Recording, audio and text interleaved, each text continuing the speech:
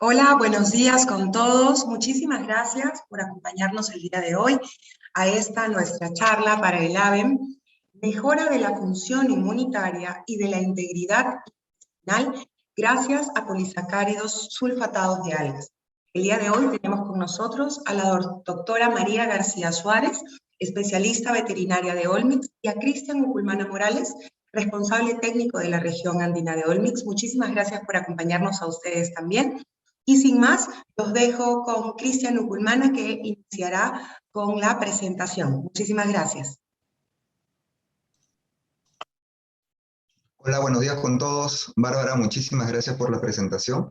El día de hoy tengo la suerte de presentar la introducción para esta charla tan interesante que combina dos de los tópicos de los que más se está hablando actualmente. Por una parte tenemos a la inmunidad y por otra parte tenemos al refuerzo de la integridad intestinal. Esto, por supuesto, va a ser discutido desde un enfoque general, pero también desde un enfoque práctico, es decir, algo que pueda tener una aplicación inmediata para la industria avícola.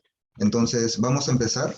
Yo recuerdo que en mayo del año pasado dimos una ponencia que tenía como objetivo revisar las estrategias nutricionales que las industrias estaban adoptando con la finalidad de reducir el impacto del COVID-19 sobre la industria avícola, porque todos sabemos que cuando empezó la cuarentena, después ocurrió el cierre temporal de los restaurantes. Esto ocasionó un cambio en la oferta y la demanda de pollo bajó mucho y esto hizo que por muchas semanas el precio de venta del pollo estuviese por debajo del costo de producción.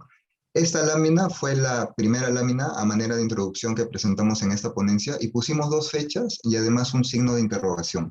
Esta primera fecha, 31 de diciembre del 2019, fue la fecha en donde ya se hizo público que esta enfermedad no era tan común, sino que ya representaba problemas médicos muy serios. La segunda fecha, 11 de marzo del 2020, fue la fecha en la que la Organización Mundial de la Salud declaró el estado de pandemia global, pero como la charla fue hecha en mayo, todavía dejamos este signo de interrogación porque faltaban muchos hitos más para este contexto histórico global.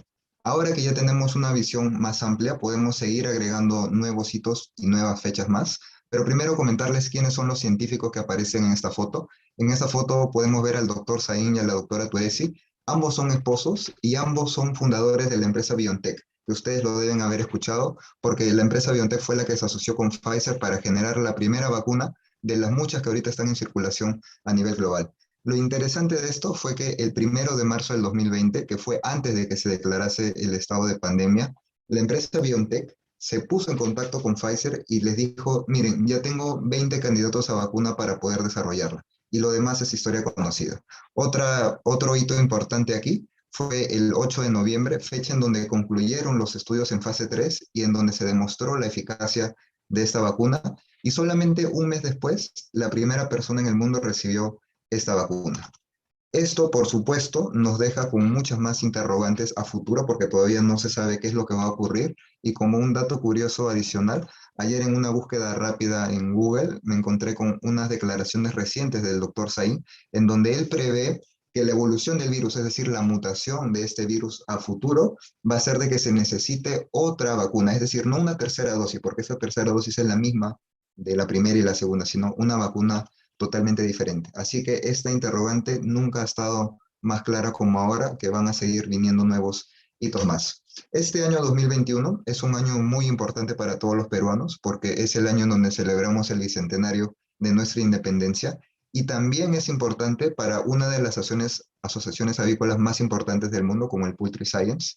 En el año 1921 ellos lanzaron su primera publicación y a mí lo que me parece curioso es de que desde las primeras publicaciones ya se hablaba, por ejemplo, del control de la coccidiosis, un tema que sigue siendo vigente y que sigue restándonos a nosotros muchísimos, eh, sigue haciendo mucho daño económico a la industria y por lo tanto siempre tenemos que estar alertas ante este problema. Solamente un año después, en 1922, ya vemos cómo se hablaba de nutrientes digestibles, que este concepto ha ido evolucionando poco a poco hasta convertirse en lo que hoy conocemos como nutrición de precisión. Sin embargo, por más de que estos temas son temas de los que actualmente nosotros solemos conversar, en este tiempo todavía no se hablaba, por ejemplo, de inmunidad, ni de microbiota, ni de salud intestinal. Incluso en el año 2006, de acuerdo con esta publicación, que hizo una revisión de todos los artículos que se habían publicado desde 1960, se hizo una recopilación de 1900 artículos. Aquí fue bien claro que en el año 2006, de todas las publicaciones, solamente el 5% hablaba de salud intestinal y de microbiota.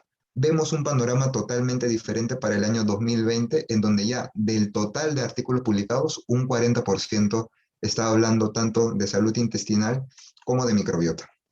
Un artículo adicional, y con esto terminamos la parte introductoria, cita a este artículo que se llama Los 100 artículos más citados de la revista Poultry Science desde el año 1945 hasta el año 2020. En la tabla 4 de este artículo, de estos 100 artículos que se habían publicado, se identificaron cuáles eran las palabras claves que más se repetían. Y aquí nos salta muy claro a la mente la palabra antibiótico, la palabra microflora intestinal y la palabra inmunidad. Con esto es a lo que yo me refería al inicio, en decir de que estos dos tópicos son de los que más se está hablando actualmente y de los que también tienen mucho futuro adelante en el corto y en el mediano plazo para poder seguir evaluándonos. Y bueno, ahora yo le voy a dar pase a mi compañera María García para que ella nos ilustre un poco más los conceptos básicos de inmunidad, los conceptos básicos de salud y de integridad intestinal, y de qué manera podemos tener una herramienta de aplicación inmediata para la industria avícola. Muchas gracias por todos y los dejo con María. Muchas gracias, Cristian, por tu introducción. Voy a compartir mi pantalla con vosotros, a ver si la podéis ver. La estáis viendo, ¿eh? Sí, se ve perfecto, María. Perfecto, muchísimas gracias. Bueno, en primer lugar, quiero saludarlos a todos. Es un placer estar hoy aquí con vosotros. Os hablo desde los Países Bajos, así que buenas tardes. Mi día se está, digamos, acabando ya. Es un placer estar aquí. Muchas gracias a la organización de ABEM por haber contado conmigo, así como nuestros compañeros y partners de Montana.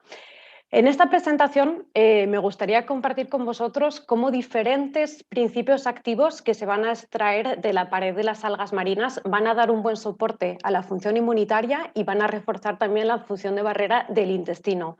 Estoy hablando de una serie de moléculas que son una serie de polisacáridos que presentan un alto grado de sulfatación y se extraen, voy a poner el puntero, así me veis, y se extraen principalmente de dos especies de algas, algas verdes y algas rojas. El índice de contenidos de la charla de hoy lo podéis ver aquí. Vamos a comenzar con un pequeño, digamos, contexto, qué es el desafío inmunitario, qué consecuencias va a tener para el animal. Os voy a mostrar una diapositiva sobre el uso de antimicrobianos, sobre todo a nivel, digamos, de la Unión Europea, y a partir de ahí me voy a centrar, como vais a ver, en función de barrera del epitelio intestinal y de la función inmunitaria que también cumple el intestino. Y luego vamos a ver estrategias nutricionales más allá del propio valor nutricional para mejorar la inmunidad del animal, y me voy a centrar sobre todo, como vais a ver en la última parte, en el modo de acción de los polisacáridos sulfatados de origen marino, tanto para el refuerzo, digamos, de la función del sistema inmunitario como de la función o integridad del epitelio intestinal. A la hora de evaluar o de ver qué tipos de desafíos nos vamos a encontrar, digamos, en sistemas productivos, pues bueno, el sistema inmunitario va a verse desafiado por diferentes frentes. Como podéis ver aquí, vamos a tener factores estresantes a nivel ambiental, vamos a tener factores que vienen a nivel nutricional, como pueden ser presencia de toxinas, micotoxinas, cambios en la alimentación, por ejemplo. Estrés fisiológico, que el animal va a experimentar siempre a lo largo del ciclo productivo, presencia o alta carga patogénica en momentos determinados, por ejemplo, presencia de coccidia, presencia de bacterias o, por ejemplo, circulaciones virales. Los programas vacunales van a consistir en un desafío para el sistema inmunitario y, por supuesto, como podéis ver aquí, esos animales de alta producción van a estar más predispuestos a padecer síndromes y desarrollar enfermedades múltiples. Nos vamos a centrar, y vais a ver que hago hincapié, sobre todo en el desarrollo del sistema inmunitario en animales jóvenes y cómo podemos mejorar ese sistema inmunitario en animales, digamos, adultos, reproductores o de puesta, y cómo podemos transferir esa inmunidad, digamos, a la descendencia.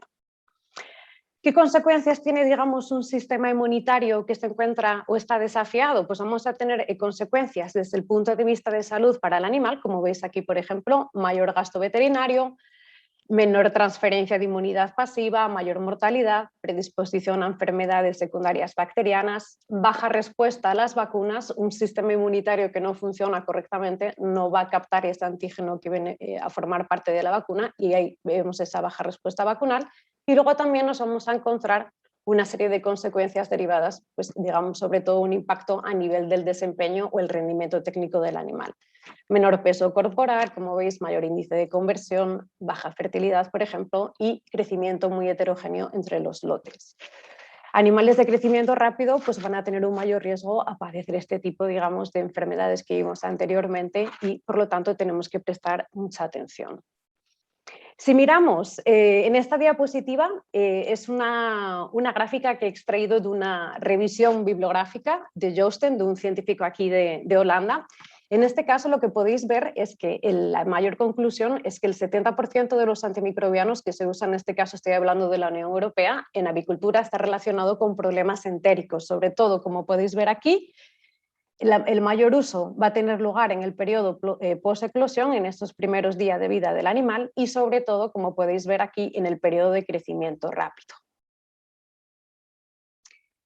Si pensamos en un tracto intestinal, y aquí ya vamos a empezar a entrar en materia, como siempre digo, vamos a ver lo siguiente. El intestino forma parte del aparato digestivo y, como vemos aquí en la parte, digamos, son las cuadrículas de color gris, la noción tradicional del intestino, de sus funciones, bueno, es un órgano en el cual va a tener lugar digestión de los nutrientes, una digestión parcial y su absorción en las vellosidades del intestino. El intestino también va a ser el nicho o el hábitat de bacterias comensales, y también sabemos, como podéis ver aquí, que si tenemos una gran cantidad de sustrato que no ha sido digerido, pues bueno, esto va a ser el caldo perfecto de cultivo para bacterias o el desarrollo de bacterias patogénicas como pueden ser los clostridios. Vamos a pasar ahora a la parte azul, digamos. Aquí tenemos otra serie de funciones muy importantes que tiene el tracto intestinal. El intestino es una barrera física. Es una barrera que va a proteger, digamos, el paso de patógenos o toxinas desde la luz del intestino a, digamos, el torrente sanguíneo, por ejemplo, o a la capa interna del intestino. Por lo tanto, va a prevenir la colonización por parte de patógenos. También sabemos que el intestino es el órgano linfoide más grande del cuerpo del animal, y dependiendo de la especie pues nos vamos a encontrar de un 70 a un 80% de esas células inmunitarias van a ser residentes de este tracto intestinal. Por lo tanto, si trabajamos bien a nivel de esa barrera física, de esa integridad del intestino, y tenemos una buena defensa inmunitaria a nivel intestinal, pues el animal va a tener, digamos, un beneficio a nivel sistémico.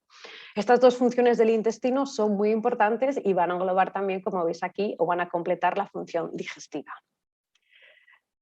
A la hora de entender, como siempre digo también, el modo de acción de esos principios activos, de esos polisacáridos marinos, siempre me gusta hacer un pequeño repaso, digamos, al sistema inmunitario, a grosso modo, para que podamos entender mejor el modo de acción de esas moléculas. Aquí lo que podéis ver principalmente es que la respuesta inmunitaria se divide en dos grandes categorías: inmunidad innata e inmunidad adaptativa. La inmunidad innata es la inmunidad que viene, digamos, de serie, no es específica y se desarrolla rápidamente. En este caso, dentro de la inmunidad innata nos vamos a encontrar dos grandes líneas de defensa. En primer lugar, la primera línea de defensa, que son las barreras epiteliales. Como hemos visto antes, ese epitelio del intestino va a bloquear la colonización por parte de patógenos y que esos patógenos se trasloquen a tejidos internos o al torrente sanguíneo. También nos vamos a encontrar una segunda línea de defensa. En este caso, la segunda línea de defensa está formada por diferentes células inmunitarias. Como podéis ver aquí, aquí tenemos un grupo de células que se llaman células fagocíticas. Son una familia de células que van a cumplir una función muy importante. Van a ser capaces de fagocitar, digamos, de ingerir patógenos, los van a destruir, y algunos tipos de células, como son las dendríticas y los macrófagos, también van a ser capaces de presentar esos antígenos a los linfocitos para poder así, digamos, desarrollar la respuesta o inmunidad adaptativa. Nos vamos a encontrar otro tipo de células, como son las células naturalmente asesinas, las natural killer. En este caso son células muy importantes porque van a destruir células del propio animal infectadas por un patógeno. También nos encontramos el sistema complemento. En este caso, el sistema complemento son una serie de proteínas que van a facilitar también la eliminación de patógenos a través de un proceso de neutralización. Y hoy voy a hacer bastante hincapié en los mediadores inmunitarios. Los mediadores inmunitarios son una serie de moléculas que se denominan interleucinas y son unas moléculas que funcionan como mensajeros químicos. Digamos que es la manera o la forma que tienen las diferentes células inmunitarias y las células del epitelio intestinal de comunicarse entre ellas. Dependiendo del tipo de mensajes que se vayan emitiendo, pues las células van a reaccionar de una manera u otra, pero es una forma muy buena y es el sistema de comunicación que tienen las células y que hacen que estas células estén coordinadas cuando tengan que hacer frente a un desafío. El segundo tipo de categoría, como podéis ver aquí, es la inmunidad adaptativa o adquirida. En este caso, esta inmunidad es considerada una tercera línea de defensa. Es una inmunidad muy específica, es una inmunidad que se desarrolla más lentamente y tiene memoria. ¿Qué quiere decir esto? Bueno, pues que la segunda vez que este tipo de células responsables de esta inmunidad se encuentren con el mismo patógeno, van a tener memoria y lo van a reconocer rápidamente y ya van a contar con las armas de lucha frente a él, porque ya se lo han encontrado previamente. Aquí nos vamos a encontrar dos tipos de, digamos, de subinmunidad, inmunidad humoral.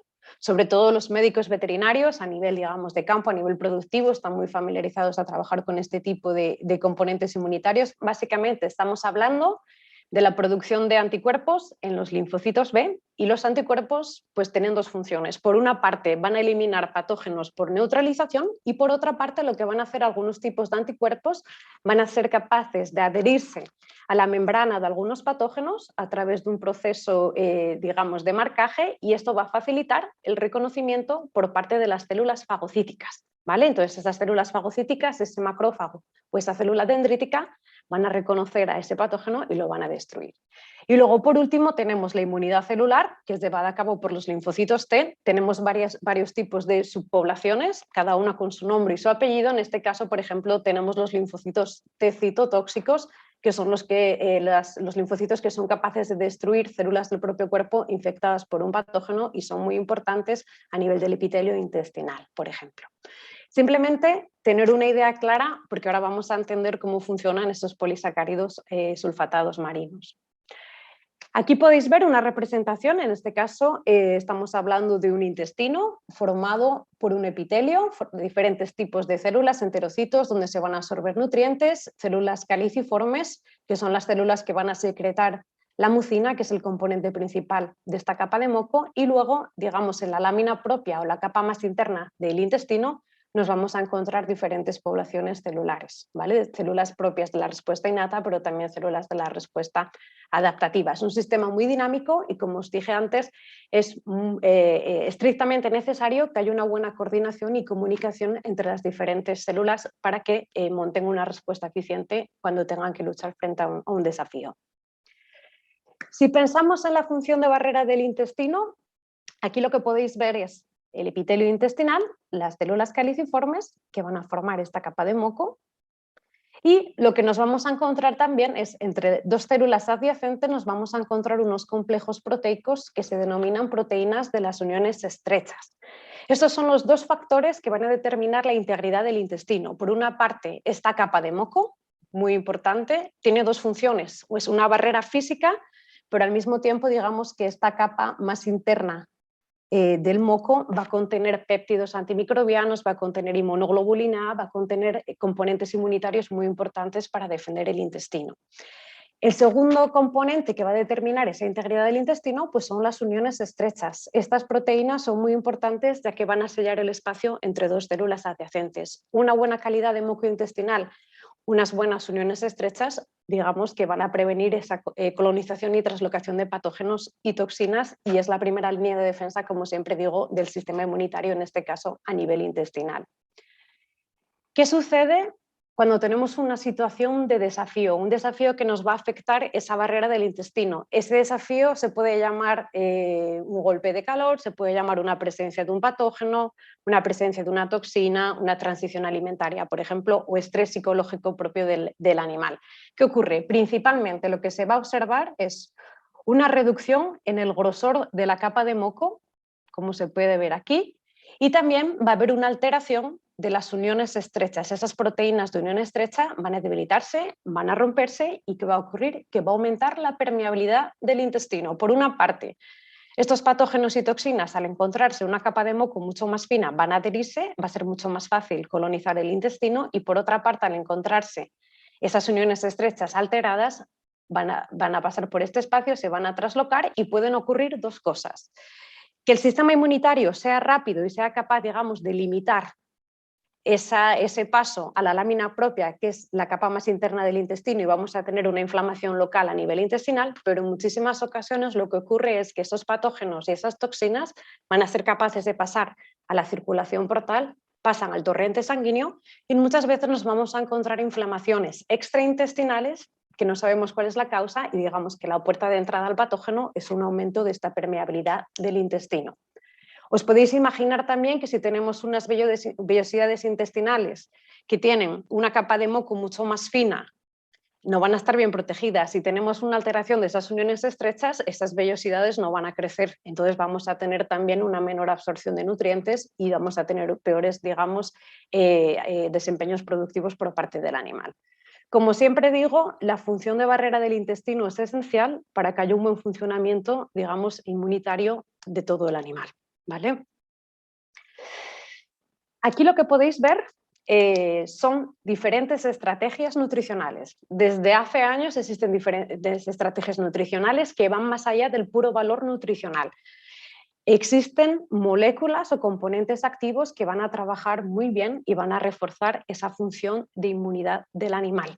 ¿Cómo van a trabajar? Pues dependiendo del tipo de moléculas vamos a tener diferentes modos de acción. Desde refuerzo de la integridad intestinal, por ejemplo, reducción y modulación de la inflamación, promoción de la diversidad microbiana y reducción de la colonización por parte de patógenos. Existen una serie de moléculas. En las últimas 2 décadas se está haciendo muchísima investigación, mucho esfuerzo en cuanto a investigación y desarrollo, muchas publicaciones científicas, como podéis ver aquí. Y estas moléculas se denominan polisacáridos sulfatados marinos. Son azúcares de la pared celular de algunas especies de algas marinas.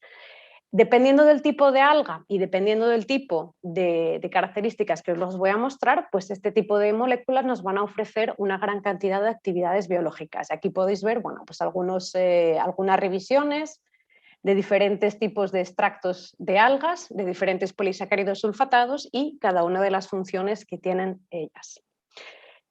Si hablamos, por ejemplo, de los polisacáridos sulfatados de origen marino, pues lo que tenemos que pensar es que estamos trabajando con organismos que habitan, su hábitat es el mar, ¿vale? Estamos trabajando con unas moléculas que no se van a encontrar ni en plantas terrestres, ni en la pared celular, por ejemplo, de las levaduras, ni tampoco en microalgas de agua dulce, que son otro tipo de moléculas que se empiezan también a encontrar en el mercado. Este tipo de moléculas, este tipo de polisacáridos sulfatados, pues tienen una serie de características que los van a hacer únicos y que van a determinar todas las actividades biológicas que le van a ofrecer al animal, incluso a los humanos. En primer lugar, como podéis ver aquí, está enumerado todas estas características. La primera característica es la estructura. Este tipo de moléculas tienen una estructura en 3D muy ramificada, que va a facilitar que entren en contacto pues, con diferentes receptores a nivel de membrana en células del intestino o células inmunitarias. También van a tener una cantidad o presencia de azúcares poco comunes que no se encuentran en organismos terrestres, como puede ser la ramnosa o el ácido urónico. Esto va a hacer también que tengan reactividad. La característica esencial y lo que va a diferenciar del resto de moléculas del planeta Tierra es un alto grado o presencia de grupos sulfatados funcionales. Ese alto grado de sulfatación que van a presentar estas moléculas va a hacer que tengan que nos ofrezcan un gran abanico, digamos, de actividades biológicas. ¿Por qué sabemos que estos polisacáridos van a actuar en los animales? Por lo siguiente. Los polisacáridos sulfatados marinos de las macroalgas tienen analogía filogenética, presentan similitud estructural con algunos tipos de polisacáridos que nos encontramos en nuestro propio cuerpo, en el reino animal. Por ejemplo, la heparina, que es un anticoagulante, presenta un alto grado de sulfatación. En la piel nos vamos a encontrar polisacáridos sulfatados, en el tejido óseo, el tejido cartilaginoso. Entonces, debido a esta similitud estructural entre el cuerpo animal y estas moléculas de las algas pues, van a tener, digamos, una alta afinidad y nos van a ofrecer muchas posibilidades a nivel, digamos, biológico. Simplemente aquí mostraros, como siempre digo, esta es la escalera de complejidad estructural de diferentes tipos de polisacáridos que nos vamos a encontrar en la naturaleza. Aquí tenemos un polisacárido muy simple, una estructura lineal, un tipo de azúcar, esto es por ejemplo la estructura del almidón.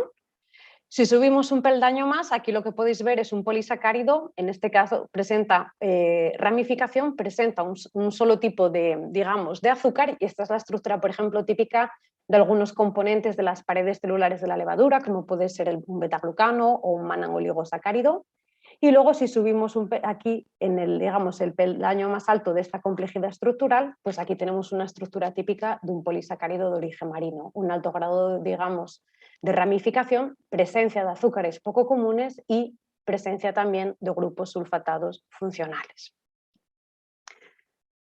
La importancia de esta sulfatación no es algo que os cuente yo, ni muchísimo menos. Hay bastantes publicaciones científicas sobre este tema. Esto es un ejemplo que he seleccionado de Leiro, que es un científico que trabaja en Portugal. Bueno, y en este caso lo que quería ver era el efecto de esa sulfatación. Este científico hizo lo siguiente.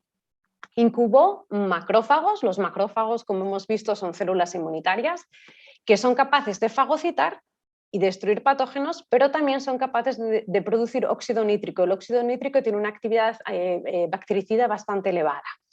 Lo que quería hacer el científico era establecer si las células, si estos macrófagos respondían de una manera diferente o diversa cuando eran incubados con un polisacárido, digamos, sulfatado, o cuando eran incubados con un polisacárido desulfatado, el cual había modificado químicamente y le había quitado parte de esa sulfatación. Lo que hizo fue incubar estas células con polisacáridos naturales y también desulfatados, y lo comparó con un grupo control. En este caso, lo que se puede observar en la gráfica es la producción de óxido nítrico en el grupo control y a 3 concentraciones diferentes de los polisacáridos de las algas. Lo que se puede ver, digamos, la parte más oscura de cada una de las barras es la producción de óxido nítrico cuando el macrófago era incubado con el, digamos, el polisacárido que había sido modificado químicamente, el cual había sido desulfatado, y cuando veis la parte más alta de cada barra y la parte más clara, aquí se puede ver la respuesta de ese macrófago cuando era incubado con el polisacárido sulfatado. Claramente lo que se puede observar es que hay una diferencia para las 3 concentraciones tratadas y que la desulfatación va a disminuir considerablemente el potencial de defensa de estos macrófagos. Ahora vamos a ver una serie, me gustaría compartir con todos vosotros una serie de publicaciones o de resultados que tenemos en colaboración con centros de investigación, donde vamos a ver todo el proceso de descubrimiento de estas actividades biológicas. Voy a empezar primero con el refuerzo de la función de barrera del intestino y posteriormente voy a pasar al segundo modo de acción, que es el refuerzo de esa función inmunitaria. En este caso, para reforzar la función de barrera del intestino, pues vamos a trabajar con un extracto o un polisacárido sulfatado de una alga roja. Vamos a partir, como veis aquí, de un estudio in vitro. Tenemos 2 cultivos celulares, una línea CAC2, que son células que, digamos, son enterocitos, se comportan como un enterocito, y vamos a tener también células HT29. Este tipo de células imitan el comportamiento de una célula caliciforme, que son las células que van a producir moco, y es lo más similar que existe a una célula caliciforme, ya que no existen cultivos celulares de este tipo de células. Lo que se hizo fue incubar estos 2 tipos de líneas celulares con el extracto de alga roja y se observó cómo reaccionaban o cómo respondían a nivel genético. En la línea CACO2 lo que medimos fue el refuerzo de las uniones estrechas, y en la línea HT29 lo que hicimos fue estudiar la producción de mucinas, que son una serie de glicoproteínas muy importantes para la formación de moco, ¿vale? Lo que estudiamos fue cómo reaccionaban las células para estas 2 funciones tan importantes para la integridad del intestino, que es capa de moco y unión estrecha. Lo que podéis ver en la gráfica de la izquierda es un resumen de los resultados que obtuvimos para las uniones estrechas. Lo que se hizo fue incubar esas células, ese cultivo celular, durante 1 hora y 4 horas y compararlo con un grupo control. Grupo control, a lo largo de esta presentación vais a ver que son barras de color gris, y los extractos de algas van a ser normalmente los colores, digamos, el color azul. Lo que se puede observar principalmente, aquí en este caso estudiamos las proteínas de unión estrechas más importantes para, en este caso, para un intestino de un animal. La proteína Clodina 2, que es una proteína transmembrana, y la Zonulocludens 1, que es una proteína de anclaje que va a hacer que todo el engranaje se mantenga, digamos, unido y fuerte.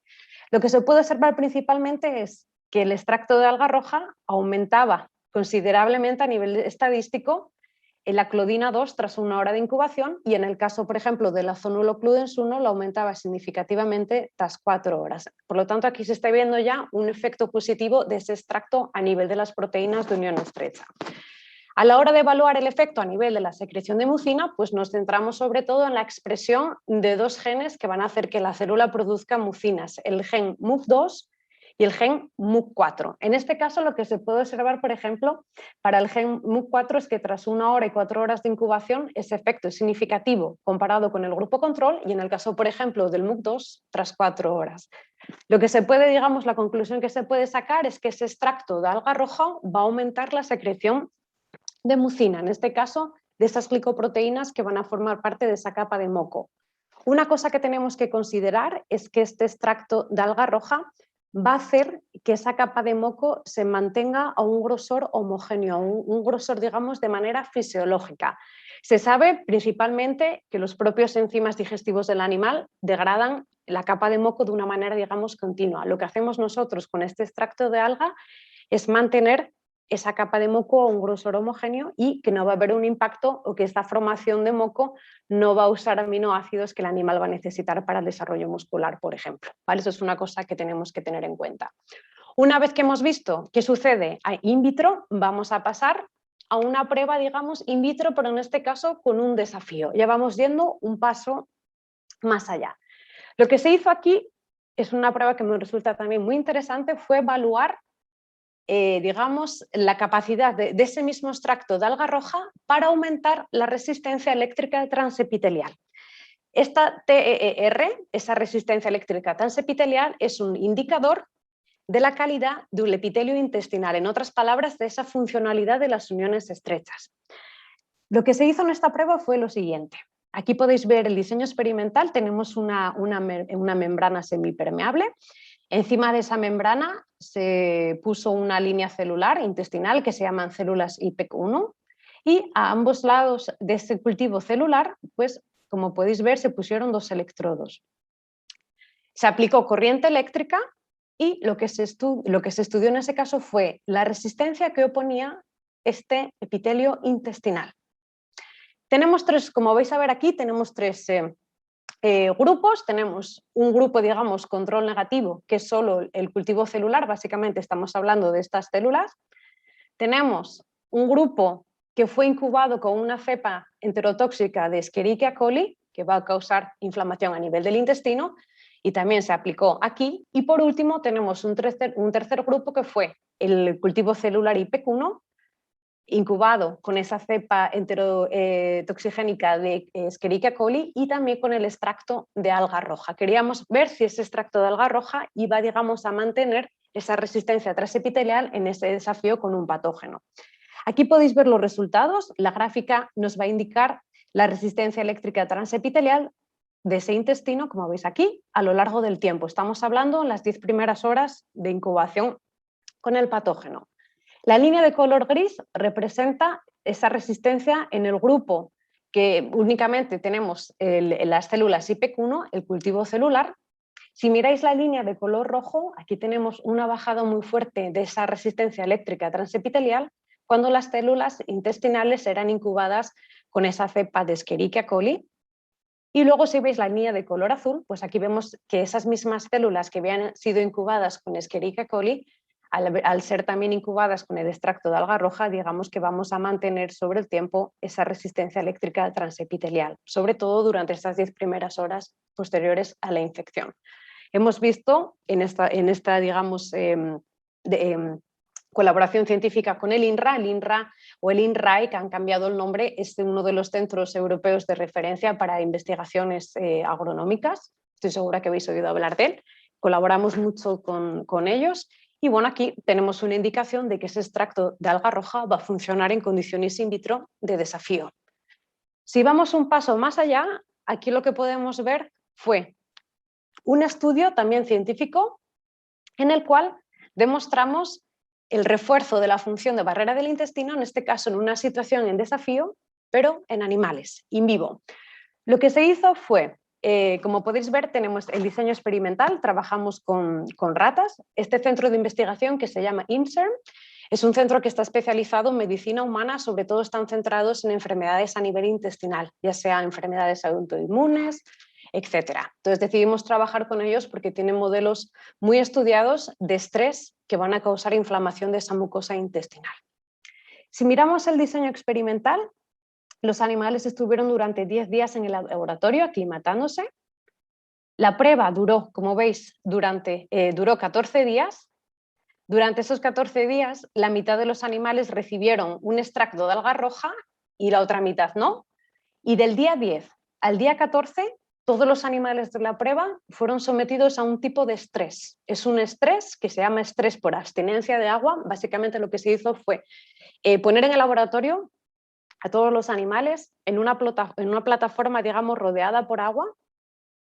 Este tipo de situación, un animal cuando está estresado hay dos respuestas, atacar o huir. En este caso, el animal se encuentra aislado, sufre un estrés psicológico muy fuerte, con una subida de cortisol también muy elevada, y cuando tenemos subidas de cortisol, pues vamos a tener una inflamación de la mucosa del intestino. Esas uniones estrechas van a debilitarse, como podéis ver aquí, y aumenta esa permeabilidad.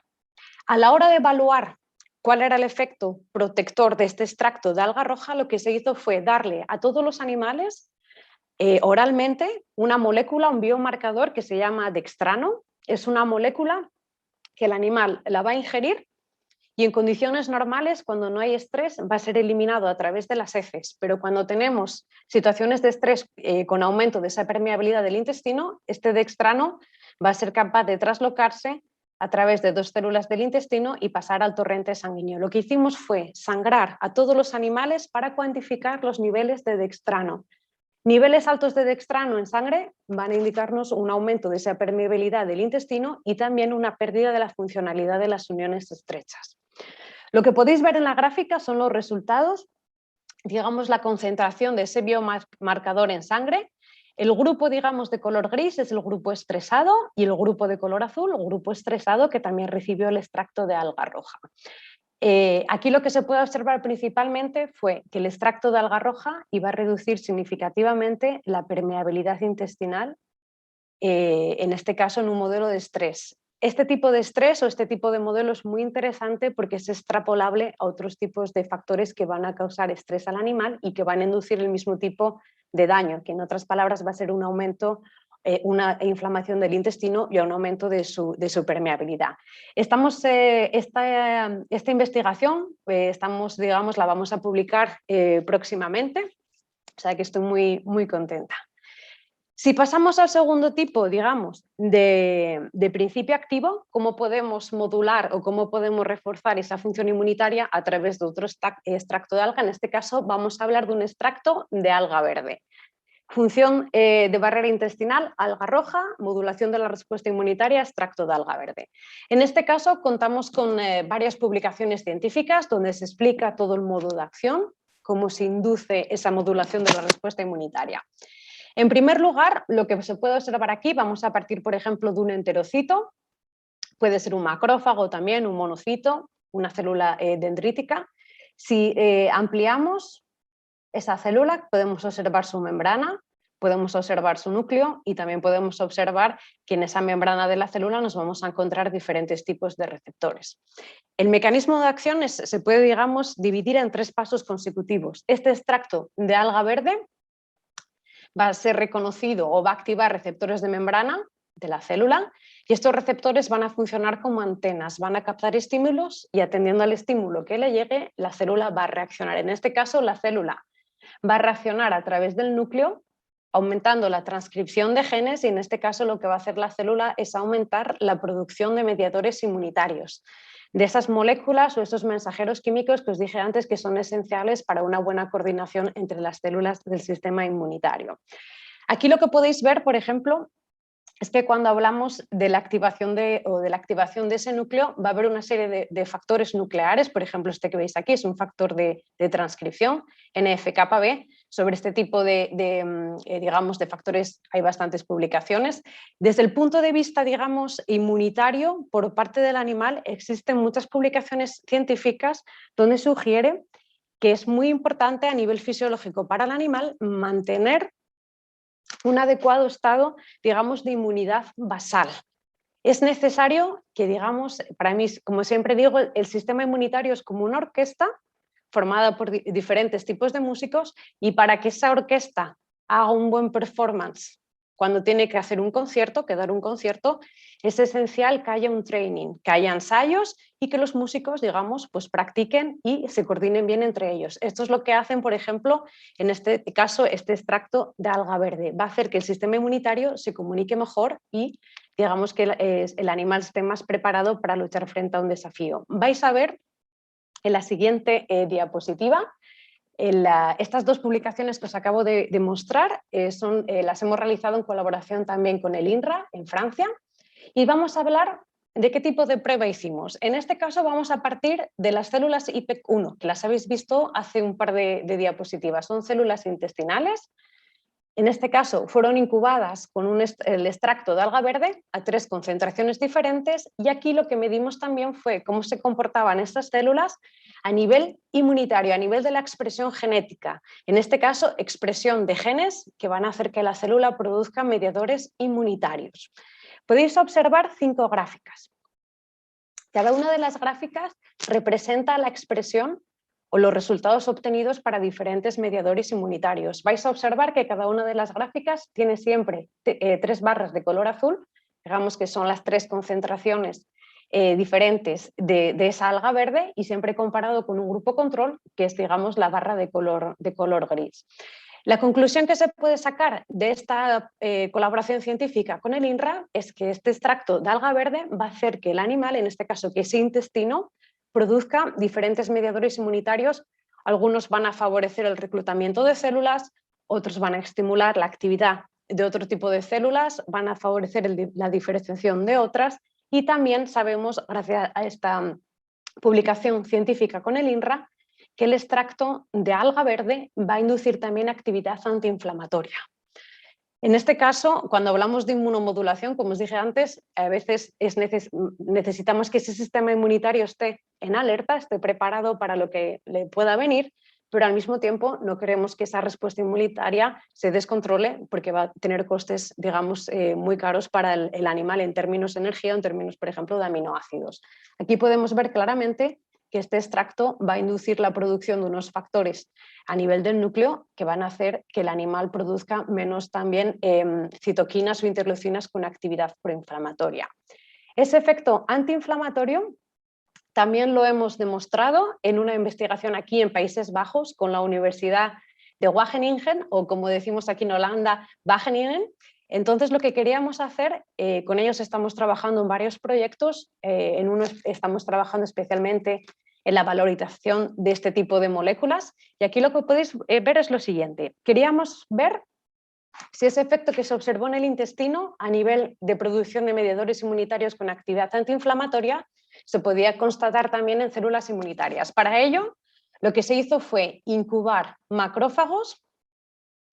Digamos, tenemos 3 grupos en el diseño experimental: macrófagos incubados con el medio de cultivo, lo que constituye el control negativo; macrófagos incubados, en este caso con betaglucanos purificados, extraídos de la pared celular de las levaduras, lo que constituye el control positivo; y luego también lo que se hizo fue incubar esos macrófagos con el extracto de alga verde, que, como sabéis, estos polisacáridos tienen un alto grado de sulfatación y son de origen marino.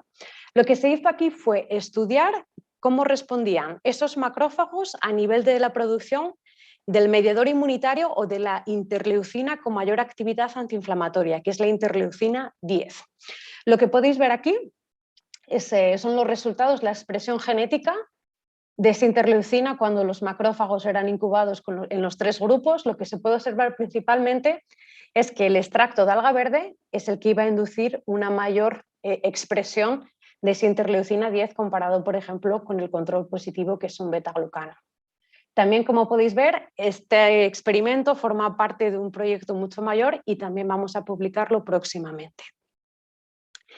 Si hablamos de aves, en este caso también contamos con otra publicación científica hecha en colaboración con la Universidad de Bretaña, es una universidad importante en el norte de Francia.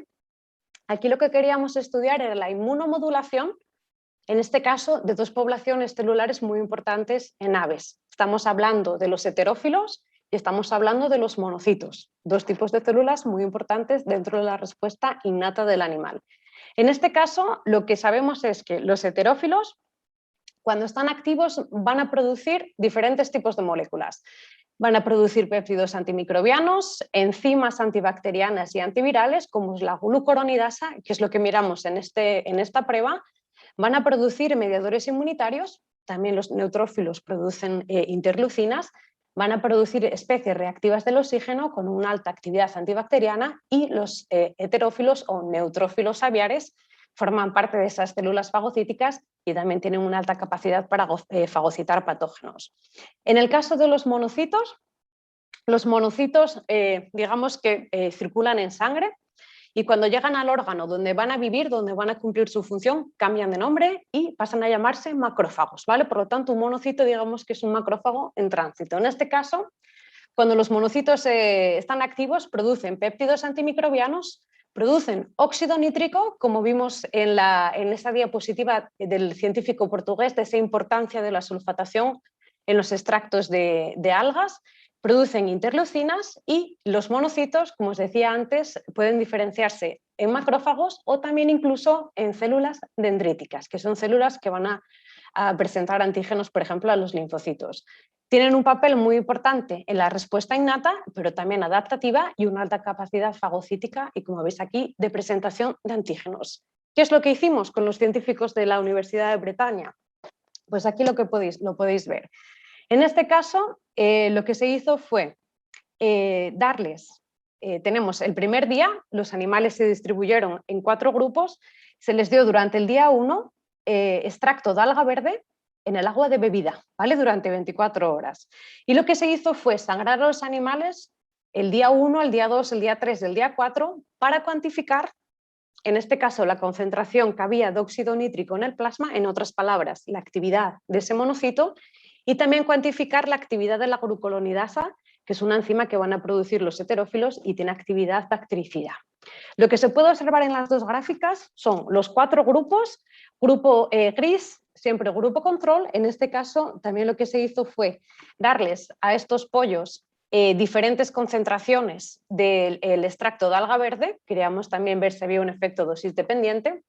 Y si miramos la gráfica, por ejemplo, de la izquierda, aquí tenemos la actividad de la glucuronidasa o la producción de glucuronidasa en los neutrófilos. Lo que se puede ver principalmente es que hay un efecto dosis dependiente. A mayor dosis de extracto de alga verde va a haber una mayor producción de glucuronidasa, y en este caso lo que se puede observar, y es muy interesante, es que hay un pico de activación el día 2 y luego posteriormente esa producción va a disminuir en el tiempo, presentándose valores el día 4 para las 3 concentraciones tratadas muy similares o no diferentes al día 1.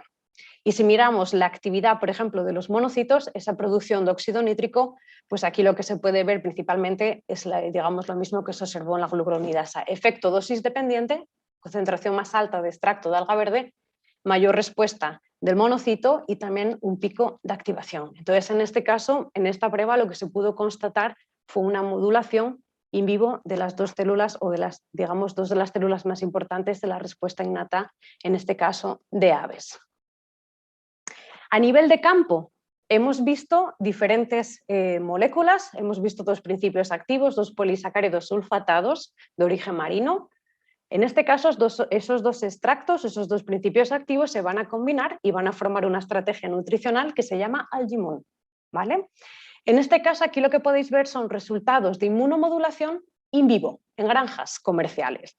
En primer lugar, lo que se puede observar en este caso es un estudio que se hizo en pollo de engorda, y lo que queríamos observar era si había una modulación o había un cambio en esas poblaciones celulares. Queríamos saber si había una transición entre respuesta innata acercándonos a la respuesta adaptativa de los animales. En este caso se sangraron a los pollos para cuantificar los heterófilos, que son las células más importantes, digamos, o un gran referente dentro de la respuesta innata. Y luego también se hizo un conteo de los linfocitos para ver cómo iban los pollos a nivel, digamos, de respuesta adaptativa. Lo que se puede observar principalmente en este caso La combinación de principios activos o Algimun se dio durante las 3 primeras semanas de vida del animal. Queríamos ver cuál era el efecto en esas 3 semanas, que es donde, digamos, la respuesta inmunitaria va a tener más necesidad para desarrollarse.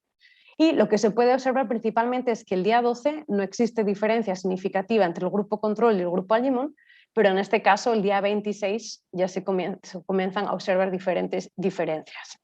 Y luego, cuando miramos el efecto a nivel de los linfocitos, principalmente el día 12 no se observa una gran diferencia, pero el día 26 vamos a observar una mayor cantidad de esos linfocitos comparados con el grupo, digamos, control. Y esa diferencia, como podéis ver, es muy significativa. En este caso, se puede ver una variación o una transición de respuesta innata a respuesta adaptativa por parte del animal. Esta experiencia que veis aquí es muy interesante. Viene de México, en este caso estamos hablando de Jalisco, y fue una experiencia muy interesante. Estaban usando Algimun, en este caso en una granja.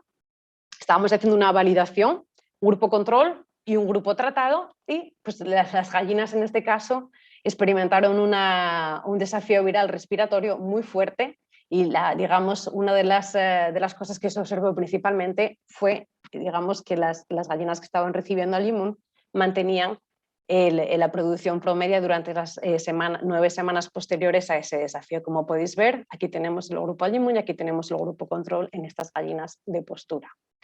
Y luego queríamos también ver si había un aumento o un efecto a nivel de títulos de anticuerpos, en este caso frente a Newcastle, y esto es una experiencia que viene de una granja comercial de gallina reproductora, y aquí principalmente lo que se puede observar es que se observa una diferencia significativa a nivel de los títulos de anticuerpos frente a Newcastle en la semana 46 y la semana 48. Aquí tenéis una serie de ejemplos de inmunomodulación. Y para terminar, a nivel de, digamos, cuál es la conclusión que podemos sacar, es de esa importancia de la función inmunitaria y de la integridad intestinal. Están integradas, trabajan juntas, son diferentes, digamos, líneas de defensa dentro de un sistema mucho mayor. Tenemos que considerar que existen estrategias también nutricionales que van más allá de ese valor nutricional, cómo podemos mejorar la salud del animal a través de estos polisacáridos sulfatados de esas macroalgas o algas marinas, y tenemos que considerar que estas moléculas lo que van a hacer es interaccionar a diferentes niveles con la fisiología del animal, como habéis visto. Y creo que me he ajustado al tiempo, espero haberlo hecho. Os doy las gracias por la atención y bueno, si hay alguna pregunta estoy encantada de dar respuesta. Muchísimas gracias, María. Ha sido una exposición súper interesante. Tenemos un par de preguntas del público. Sí. Una de ellas es la siguiente. ¿Es posible trabajar a la par tanto en inmunidad como en integridad intestinal? Esta es muy buena pregunta. Con este tipo, por ejemplo, con este tipo de polisacáridos habéis visto el extracto de alga roja va a tener una actividad muy específica a nivel del epitelio intestinal, va a reaccionar o va a ser reconocido por células caliciformes, pero va a ser reconocido también por los enterocitos, y como habéis visto hemos sido capaces de mostrar en diferentes publicaciones científicas cómo funciona, y al mismo tiempo el otro extracto, en este caso extracto de alga verde, va a trabajar muy bien a nivel inmunitario. Por lo tanto, la respuesta es sí, trabajan juntos, e incluso si pensáis en el efecto o la actividad de los dos, si tenemos una buena barrera intestinal, una buena integridad, va a ser más difícil que ese animal o digamos va a ser más difícil que esa respuesta inmunitaria se sobreestimule, ya que esa primera línea de defensa va a estar bien, digamos, bien reforzada. Muy interesante, doctora María, muchísimas gracias. La segunda pregunta que tenemos del público es la siguiente. ¿Este aditivo, en este caso el algin, puede entrar en un programa libre de antibióticos? La respuesta es sí. Por ejemplo, en Francia, en España, aquí en los Países Bajos estamos trabajando ya con varias empresas productoras. Lo que hacemos normalmente es trabajar con ellos, hacer una auditoría y atendiendo a los puntos que haya de mejora, donde lo que hacemos es implementar el uso de diferentes tipos de estrategias. En este caso, Algimun ya se está usando en estrategias para la reducción del uso de antibióticos, tanto en pollo de engorda como en pavos, como también en gallina de puesta. Bueno, perfecto. Muchísimas gracias, doctora María, ingeniero Culmana. Muchísimas gracias a todos por acompañarnos el día de hoy. Si desean mayor información, no duden en ponerse en contacto con cualquiera de nosotros, bien sea Cristian, con María directamente o con cualquiera de sus responsables en Montana. Muchísimas gracias por acompañarnos el día de hoy y será hasta la próxima. Gracias, Cristian. Gracias, María. Muchas Gracias. gracias. Nos vemos. Que estén muy bien. Hasta luego.